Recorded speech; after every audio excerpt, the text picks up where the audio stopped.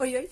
Como não sou uma pessoa nada ansiosa, eu decidi terminar a leitura que eu tava fazendo dos principais trechos, das principais ideias que eu achei fantástico, que virou uma chave na minha cabeça que fez eu mudar completamente todos os meus pensamentos sobre a vida, sobre resistência mental e resistência física. Decidi então continuar com a leitura dos principais trechos, lembrando que eu ainda nem terminei de ler esse livro, eu gostei tanto. Ainda tô na página 219. Eu tô meio que economizando porque eu tô com dó de quando acabar. Mas aproveitando então os trechos que eu já li e que eu separei como mega importante. Continuando na página então 133, que eu achei fantástico esse insight dele, que é o seguinte. Quando algo não sai da sua cabeça como uma provocação, isso é um alerta. É um sinal de que você precisa avaliar e lidar com essa questão. Ou ela pode se tornar um medo vitalício, agitando-se mais e mais a cada dia até se transformar em um obstáculo intransponível. O que isso quer dizer? Quanto mais medo você tiver, quanto mais você deixar esse medo afetar as suas decisões, afetar a sua vida, maior ele vai se tornar. Então, o importante não é que você não tenha medo. Pessoas corajosas têm medo. A diferença é que as pessoas corajosas, elas lidam com medo de uma forma diferente. Elas têm medo, mas elas vão mesmo assim. Então, por exemplo, eu vou dar um exemplo bem prático que aconteceu comigo. Quando eu era pequena, eu tinha um medo gigantesco de minhoca. Por isso que até hoje eu odeio miojo. Odeio, detesto. Não gosto de minhoca. Eu via a minhoca e arrepiava tudo e ficava... Eu via aquele bicho se mexer e ficava... E acontecia que eu ficava... Cada vez que eu ia dando um passo pra trás, que eu via a minhoca, eu dava um passo pra trás, dava meu chilique, cada vez mais meu medo ia crescendo. Ia crescendo, ia crescendo, ia crescendo. Lembro que eu devia ter, sei lá, uns 10 anos, e eu via aquela minhoca e eu morria de medo. E eu comecei a travar. Chegou um momento que eu via a minhoca, eu travava e saia correndo. Minhoca. Então, o que aconteceu? O medo, ele estava se tornando cada vez maior. Até que chegou um dia que eu não sei de onde veio esse pensamento, eu ainda era criança, devia ter, sei lá, 12, 13 anos. E eu pensei, meu Deus, eu tô comendo uma minhoca. E minhoca, ela é engraçada, ela é um bichinho esquisito, não é igual uma aranha, uma cobra, é minhoca. E eu fiquei pensando, meu Deus, eu preciso fazer uma coisa. E eu lembro que eu peguei uma minhoca na mão. Ela ficou se mexendo tudo. E eu fiquei olhando pra minhoca. E soltei. E a partir daquele dia, eu parei de ter medo de minhoca. Porque eu parei de alimentar o meu medo na minhoca. Parece uma história meio boba, né? Mas a ideia é muito grande por trás disso. É você não alimentar o seu medo. Por pensar, por que eu tô com medo disso? O que vai me fazer mal? Pensa no porquê que você tá com esse medo e lida com esse medo. Um outro medo que eu tenho, por exemplo, às vezes é de dirigir. Então, como que eu vou lidar com isso? Eu vou parar de dirigir ou eu vou cada vez mais indo? Precisa ir de carro? Eu vou de carro.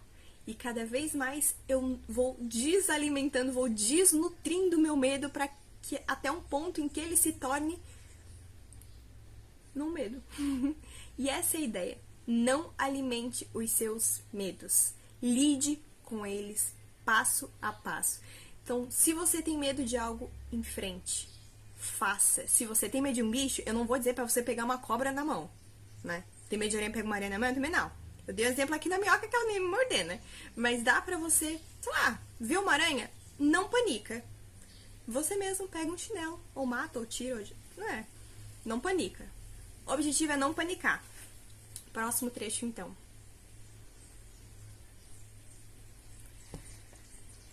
Seja em uma corrida de 10 km ou de 386, todos sabemos como é negociar com nós mesmos para fugir daquilo que nos comprometemos a fazer. Dizemos que estamos cansados, atordoados ou simplesmente de saco cheio, nunca ceda a isso, porque sei que muitas pessoas por aí não podem fazer essa escolha. Elas não podem fugir mesmo quando querem fazer isso com todas as suas forças. Então, o que ele diz aqui? Indiferente se é uma corrida de 100 km, de 300 km, a diferença é como você lida com isso. Porque quando a gente está passando por alguma dificuldade, sempre tem aquele anjinho mal que fala: tu tá cansado, vamos parar, por que tu tá fazendo isso, pra quê? Sempre vai ter aquela voz querendo te puxar pra baixo. Não dê ouvido a essa voz. O que ele falou aqui? negociar com nós mesmos. Essa palavra eu acho fantástica, porque a gente tenta se barganhar. Ai, por exemplo, não sei se você já tentou ir na academia de manhã cedo. Você sabe muito bem o que é se barganhar. Você sai falando, ai, dormir, o sono é mais importante. Vamos dormir pra não ficar cansado o dia inteiro. Você sabe o que é se barganhar. E a gente tem essa tendência. Então é importante a gente não dar ouvido a essa voz. Esse aqui eu achei o máximo. Ele fala do ciclo social que você convive. Ele chama de acompanhantes de trincheiras. Quem você coloca na sua trincheira? É uma pessoa que vai te incentivar a fazer algo legal? Ou é uma pessoa que vai te puxar pra baixo? Aí, num trecho que eu achei muito legal, ele botou assim, ó. Nunca me diga que você quer participar de uma maratona, porque eu vou inscrevê-lo na corrida. Monitorar seu treino diário e correr ao seu lado. Se você me disser que quer ser médico, eu sou a pessoa que vai inscrevê-lo na faculdade de medicina enquanto você estiver dormindo para poder ir à aula assim que acordar. A maioria das pessoas não sabe lidar com esse nível de intensidade, mas esse é o tipo de apoio que desejo. Então, olha só a diferença de tu conviver com pessoas que apoiem os teus sonhos e não que ficam, ai, precisa correr hoje não, tá chovendo. Uma pessoa que fala, não, vamos, eu vou contigo, ou não, eu vou estar aqui, eu vou lá te dar água, sei lá. A importância de você ter um nível de apoio diferente. O que isso não vai transformar na sua vida? Pense no que você está perdendo ou deixando de ganhar. Página 175. Não importa aonde a vida me leve, eu sempre digo positivo. Isso aqui eu achei massa. A maioria das pessoas acha que positivo significa apenas ordem recebida. No entanto, nas Forças Armadas, quando algum de nós acrescenta um pouco mais de intenção à palavra, definindo-a como positivo, ordem recebida, espere resultados. Ao usá-la dessa forma, ela se torna muito mais do que um mero reconhecimento, é um acelerador. Ela passa direto pelo cérebro, excessivamente racional e estimula a proatividade, porque em certas situações o pensamento é o seu inimigo. Então, olha só que legal. O positivo ele usava muitas vezes, tipo, olha, você precisa correr mais rápido, positivo. Olha, a gente precisa fazer exame, positivo. Então, o que quer dizer o positivo? Ordem recebida, espere resultados. Isso aqui eu achei muito legal. Então, quer dizer o quê? Quando você recebe a ordem, você aceita e você faz e você cumpre até o final. Então, se você disser, segunda-feira eu começo a academia, positivo, espere resultados. Eu vou. Isso. Fantástico, fantástico, fantástico. Deixa eu ver o próximo. Página 179. Todos temos uma coisa em comum. Nós estamos aqui presos no jogo da vida, frequentemente à mercê de forças fora de nosso controle, mas nunca nos preparamos para elas. A minha história e meu comprometimento em fazer o que for necessário, mesmo quando não quero, me prepararam para a pandemia, mas apenas porque encaro todas as coisas pela qual passei como um treinamento. Sou um estudante da vida. Sempre carrego um caderninho comigo, registro as coisas, estudo todas as tendências de altos e baixos nos meus dias como se fosse a prova final amanhã, porque todos nós temos uma prova amanhã. Não importa se percebemos isso ou não, toda interação e toda tarefa são reflexo da nossa disposição mental, dos nossos valores e das nossas possibilidades futuras. São uma oportunidade de nos tornarmos pessoas que sempre sonhamos em ser. Então, o que ele está querendo dizer aqui? Às vezes, a gente lida com a vida de uma forma pessoal. Por que isso acontece comigo? Por que foi assim? Por que eu tô doente justo nas minhas férias? Por que né? Só porque, o que ele tá trazendo aqui? A vida, a gente tem que pegar um caderninho e anotar o que tá acontecendo. A gente tem que aceitar as provações, aceitar os desafios e realmente avaliar, analisar e estudar. Então, o que ele faz para conseguir lidar com os desafios da vida é interpretar como um estudo. Ele basicamente estuda as pessoas, estuda as vidas, estuda as situações. E isso transforma a forma que você enxerga as coisas. Ao invés de você ver como um desafio, você vê como uma oportunidade. Eu passei por isso recentemente, no ano passado, né, já que o ano já virou, nos desafios que eu tive que enfrentar no meu trabalho, que era um trabalho muito distante, foi a primeira empresa grande que eu comecei a trabalhar. O meu lado profissional foi muito desafiado por pequenos detalhes, seja um sono ali, um cochilo do meio-dia que eu não conseguia tirar no almoço. Então, teve vários detalhes que eu comecei a me sentir desafiada. vários desafios, vários inconvenientes. E eu comecei a transformar os inconvenientes. Primeiro a reclamar, né? Óbvio. Comecei a reclamar todo dia, até que eu mesma estava insuportável. E aí depois que eu comecei a... Opa, tô chata. Até eu tô achando que eu tô chata. Aí eu comecei a tentar resolver os meus problemas. Ao invés de olhar para os problemas, eu comecei a olhar para as soluções. E magicamente todos os problemas tiveram soluções. Consegui criar estratégias de combater os inconvenientes. Óbvio, depois de reclamar muito, mas a ideia é que você não perca tempo reclamando. Já entenda que a vida é assim, vai e faça, pega um caderninho e anote o que eu posso fazer para melhorar. O que eu preciso fazer? O que eu preciso mudar? Às vezes, muitas vezes, você vai exigir mudança da sua personalidade. Vai exigir um treinamento da sua paciência. Vai exigir uma mudança de compostura. Como você lida com aquela situação, como você comporta com aquela pessoa, como você se porta na cadeira, como você muda o seu tom de voz, como você come, aquilo que você come, quanto você come, muitas das vezes vai exigir mudança da sua parte, para não dizer a maioria das vezes ou todas as vezes. Então, esteja aberto a isso. E essa página é fantástica. Ui, só mais 3. Deixa eu ver. Nossa, essa aqui eu grifei tudo. Página 205. Esse aqui eu nem sei o que eu achei importante, porque eu grifei a página inteira. Acho que esse aqui, ó. Ele tá falando aqui da liderança.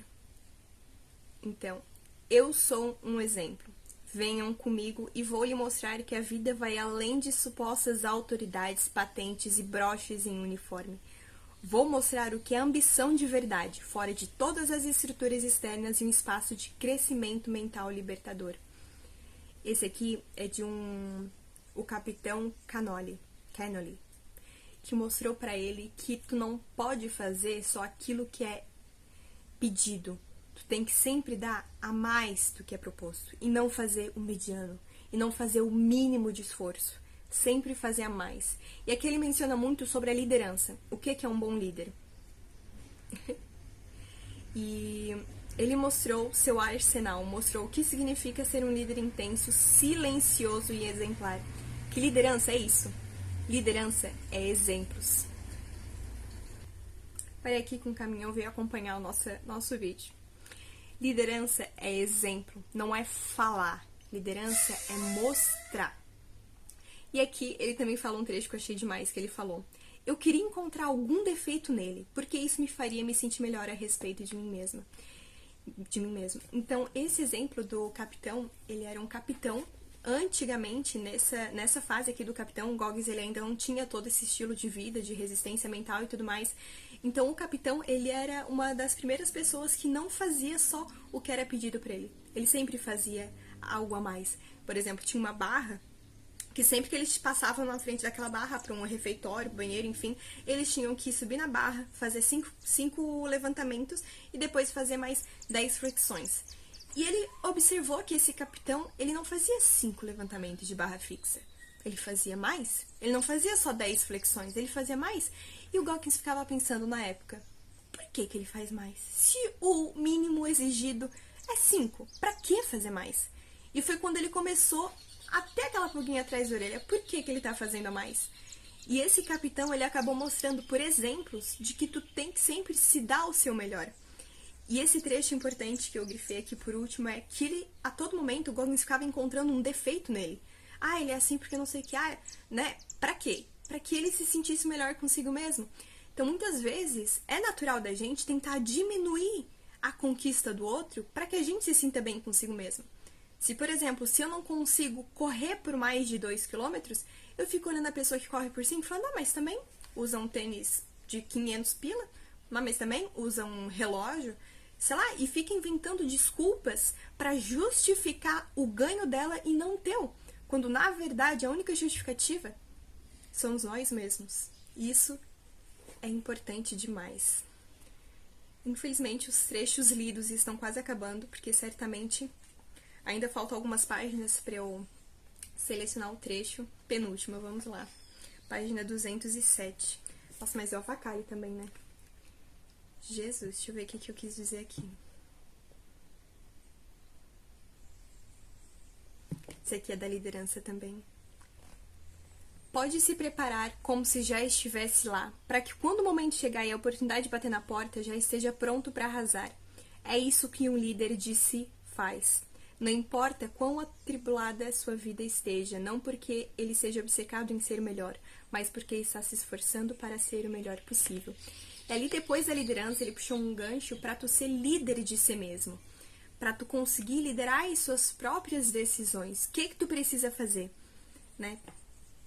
Outra coisa, eles vivem em prol de algo maior e por causa disso sua vida se expande e brilha com uma energia que é notável para os outros. Isso também pode dar início a uma reação em cadeia que desafia aberta as pessoas para o poder inesperado dentro delas mesmas, o poder que desperdiçam a cada dia que passa. Isso eu achei legal. E ele fala também desse capitão Canale, que a companhia ter perto pessoas assim não é legal. Não é nem um pouco agradável. Porque se, por exemplo, você é uma pessoa sedentária que convive com uma pessoa que vai treinar todos os dias, você se sente muito incomodado demais. Se você prepara uma pizza e a pessoa, ao invés de comer a pizza que você preparou, tá ali comendo uma salada na sua frente, você fica incomodado porque você pensa, se ela consegue, porque eu não consigo. E isso fica aquela pulguinha atrás da orelha. Então, por isso, conviver com pessoas assim não é confortável, mas é muito recompensador. E por último, essa aqui eu lembro que foi uma das últimas que eu li, que ele conta qual que é o juramento. Isso aqui é o máximo. A ideia é o quê? É você criar o seu próprio juramento. Você fazer todas as listas daquelas ambições, dos seus ideais que você não pode abrir mão e que muitas vezes a gente se esquece que tem. Então, quando a gente está perdido na vida, está passando por uma situação difícil, a gente pode olhar para algo, olhar para um juramento, para a nossa essência, que por mais que você mude ao longo do tempo, que a sua essência se mantenha. Então, eu vou compartilhar com vocês aqui o juramento que ele fez, ele dá as instruções também como você pode criar o seu, mas eu vou ler qual que é o juramento dele, que é o seguinte. Eu vivo com uma mentalidade de dia 1, semana 1. Essa mentalidade é baseada em disciplina, responsabilidade pessoal e humildade. Enquanto a maioria das pessoas para quando se cansa, eu paro quando termino. Em um mundo em que a mediocridade costuma ser o padrão, a missão da minha vida é me tornar raro entre os raros. Então, como o último trecho lido, que isso também me tocou demais, fica um convite para você criar o seu próprio juramento. Isso para quê? Coloque todos os seus ideais, suas metas, seus objetivos e sempre que você se sentir perdido na vida, passando por alguma dificuldade, pensando em desistir de alguma coisa, leia. Mantenha esse juramento perto. Se mantenha sempre alimentado por esse juramento e que ele seja a regra a ser seguida da sua vida. Seja o líder de si mesmo. Não conte com outras instituições, com outras pessoas. Não escute o que outras pessoas estão com as limitações das outras pessoas. Se alguém chegar a falar pra você que não corre mais de 2 km porque começa a dar cãibra no pé, não ouça ela. Você tem seu corpo, você tem as suas regras, os seus ideais e os seus próprios limites, que são diferentes dos limites impostos pelos outros. Então, ouça só o seu juramento. Se mantenha firme com os seus ideais, com os seus propósitos de vida. Não abra mão de jeito nenhum. Eu espero que esses trechos tenham te impactado da mesma forma que me impactaram também. E é isso, se gostou do vídeo, curta e até a próxima.